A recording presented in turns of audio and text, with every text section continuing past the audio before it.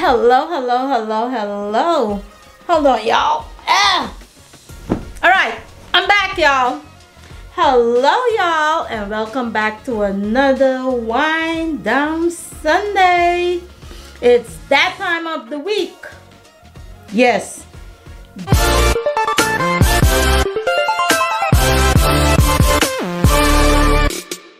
This week, though, we're having Wind Down Sunday. Already had the wine. I didn't have wine. I actually had 2 porn stars, 2 porn star martinis. So 2 porn star martinis, 2 limoncellos, and 1 shot of tequila. So tequila. So your girl is feeling nice. So I figured I'll do Wind Down Sunday without no wine, but that just don't feel right. So let me go get a glass of wine. Hold on, y'all. I'll be right back. All right, y'all. I'm back. And there we go. I'm back. Yes. So today, my back is what we're doing today again. A glass of red wine. And yes, after all that hard liquor, we're going to go in the direction of the wine, because anyway, how was y'all week? Mine, I had a great week actually. You see, I'm happy, I'm jolly. I had a great week, and then I wind down all the way yesterday because Saturday is my Sabbath, as you guys know. And today I got up bright and early. It's Sunday, and there's something wrong with me because everybody else lays down and sleep on the Sunday, but y'all girl gotta get up. She gotta get up. So I was out of the bed. I didn't get up too early. I was out of bed around 8:30, 8:45. It's okay, right? For not being here. And I figured I'll get, yeah. What I do? Okay, I did laundry. I didn't cook because today I wanted to be out on the road. Oh, I went to IKEA and I went to the kitchen store because y'all will see in tomorrow's vlog what I'm trying to do. I'm trying to rebuild the kitchen. I want a new kitchen. So I was out kitchen shopping, like getting ideas, getting inspiration. I didn't buy anything. I was just getting inspiration. We didn't even get the drawing yet. So I'm getting inspiration. And after that, the plan was to go out there, do 2 or 3 kitchen stores, and then by the time I'm done with them, it should have been, in my mind, 4 o'clock. And then I was gonna go out to dinner, and from dinner I was gonna go to the movies. So I dressed comfortably, so I thought, and the plan was to stay out all day. So now I got to IKEA and start walking around. While my boots start hurting me, y'all. My boots was hurting me. Y'all, it was horrible. So I had to turn back around and come back home. Yes, I had to come back home and change my damn boots. Somebody calling me. Change my boots. So by the time I came back home, changed my boots, I made dinner reservations for 5 o'clock. So I got to my dinner reservations late. Mind you, the restaurant where I was going was like 7 minutes away. So I figured I'll leave here like 4:45, y'all. But I forgot they had something going on in the city, and I couldn't get across. A 7-minute ride took me driving around in circles for like 20 minutes. I didn't get to my reservation until like 5:15. Anyway, it all was good. So I sat there, y'all, and I enjoyed dinner by myself. A 3-course meal and some good liquor. And guess what? I end up not going to the movies because I wanted to do Creed 3, but I haven't seen Creed 1 and 2. So what I'm gonna do is I'm gonna go watch 1 and 2. It's on Amazon Prime. And then once I watch 1 and 2, then I'm gonna go to the movies and watch 3. So then I know what's going on. That makes sense. Anyway, today's topic, y'all. Today I want to talk about co-parenting. How do y'all co-parent? How does co-parent work for you guys if you do co-parent? I co-parent from a distance. Yeah, I co-parent from a distance, y'all. And I'm going to tell y'all why. It's because I live in a different country than my kid and his dad. My son lives with his dad because of school. Because I left America, and that's an English-speaking country, as y'all know. And I live in a Dutch-speaking country. So the deal is for him to go to school there. And he's here in the summer and stuff. So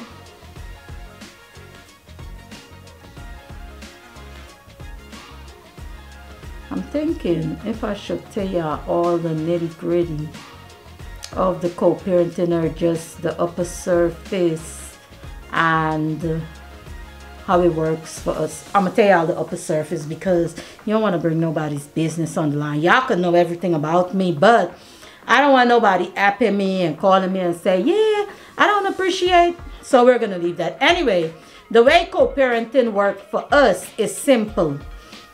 He has moved on with somebody else, and believe it or not, me and his somebody is cool. Me and his now person, we're cool.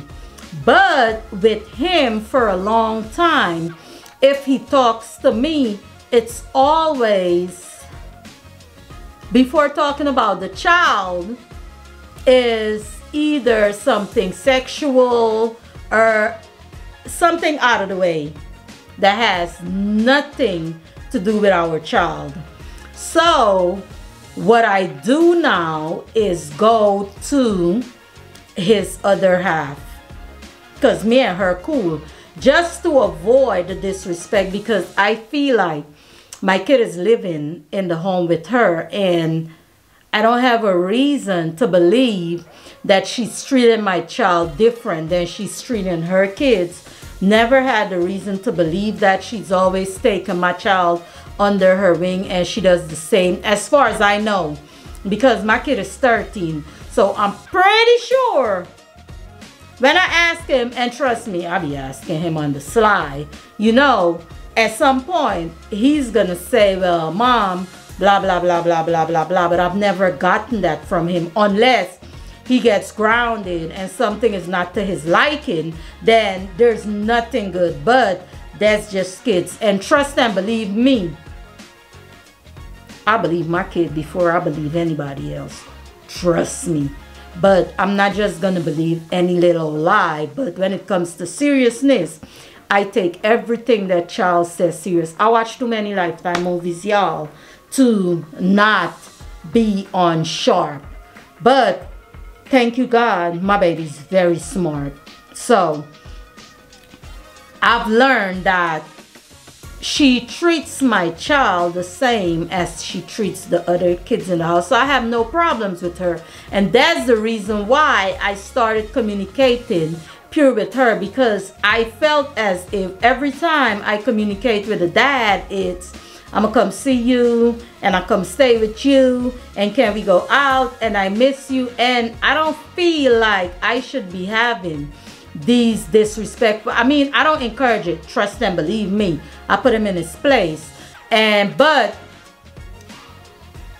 I don't want it to get to that point where the conversation plays back and get to, it seems as if I'm entertaining that sort of conversation, if y'all understand what I'm meaning, because it could look a kind of way, and I don't want that to happen, just out of respect for their relationship and out of respect for myself, because I don't want nobody coming to me out of the side of their mouth. So I communicate with her. I don't have a problem with him. When she's there and he's there, we talk and whatever not pertaining to the child, and that's it.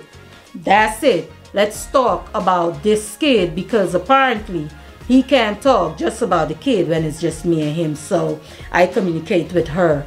Other than that, when that baby needs something, or when he got something going on, or when it's something in school, I am well informed about all of that. So my co-parenting situation, since I'm in a different country, is I think it's well organized. I don't have a whole lot of problems with it, and maybe it's because I'm not in the country. I don't know, but I have to say thank you, because I hear about a whole lot of different co-parenting situations, and people be really really going at it. And because I can't with the foolishness, I stay in my corner, because I know my head don't work too nice. So I have family members that co-parent also. What I'm gonna try and do is bring some on the phone. Y'all know my best friend right here. I be having to call people and talk to them, because that was my situation. So I'm gonna call at least 2 of them. I'm gonna see if my sister wanna talk, and my cousin. My sister be acting funny, y'all, so I'm gonna call my cousin first and see if she answered the phone. And if she answers the phone, then I'm gonna call my sister. All right, hold on. All right, you guys, Houston, we got a problem. Let me tell y'all about Dummy here. So your girl had 3 people on the line and had a whole conversation, and then realized that it wasn't being recorded. So just now I looked up, because I was so into the conversation, you guys. I looked up and I was like, I'm not being recorded. So that was the waste of time. That was a whole waste of time. But it boils down to it that everybody co-parent different. It depends on how did your relationship end, and how much of a stand-up guy your the other parent is, how much of a stand-up person the other parent is. And in all of the cases, fortunately for us, most of them are doing good. You got every other weekend co-parenting. You have vacation co-parenting, like they're at school during the year and you get them in the vacation. You got child support co-parenting, because some of them had to be put on child support so that they could pay up their money, because you know some people don't like giving no money if you're not together with them. I had that kind of situation. We not together, I ain't the one effing you, so I ain't gotta give you no money. Forgetting that you're not giving me the money, buddy, you giving it to your child. But I think sometimes people tend to forget this, because at the end of the day, you're not supporting me. This is for your kid. And a lot of men forget this. I'm not going to say a woman, because most of the time we get stuck with the child. And it's our responsibility, because if my child not clothed, ain't no food in the house, I gotta make sure that child go to school. So most of the time their responsibility is on the woman and whoever she decides to date after, because realize it or not, once you get into another relationship and that man becomes head of your household, now the new head of the household, whatever he's putting into the home goes to your child also. So most of the time, well, half of the time, well, I'm not gonna put it like that, but anyway, yeah, most of the time the responsibility for that child falls on the mom. So when you sit there and say, I ain't effing you so I can't give you no money, or I ain't got it this week, I'm gonna give it to you next week, or I give you that $50 that the court said to give you, that's it for your child, you're not doing me no harm. This is what you are doing to your kid. And a lot of men need to realize that. But fortunately for us, well, the people I spoke to and me, we're in a decent situation. Like, I'm the parent where I don't get asked to do much for my kid, but as a parent, as a mom, I still go in and give my all, because at the end of the day, that's still my child. It doesn't matter what dad could do for him, it's still my child. So when tickets have to be bought for him to come out and see me, I make sure the tickets are paid for, his vacations are well taken care of. I do my part when he's with me, and when he's there, I do what I'm supposed to do. And I think, yeah, I would have loved to hear some more negative side, but I'm so sorry, y'all. I apologize again that I got caught up in the conversations and it was not recorded. Anyway, that's it for Wind Down Sunday, y'all. I had a peaceful week, a lovely ending of the weekend, and happy International Women's Day to all you beautiful women out there. I know we have some strong women out there, black, Caucasian, white. It doesn't matter what ethnicity you are. Happy International Woman for you. Keep doing the damn thing. You know, stand 10 toes down and keep putting in the work, because a whole lot of time we put in all this work and we're not being recognized for it. No one is actually seeing what we're doing because we're not men. A man is more eagerly to be recognized and to focus on and to say, okay, he's been doing that, he's been doing that, but women aren't so easy. But I'm glad that we're living in a time now where a woman is also recognized for her good deeds, for her hard work.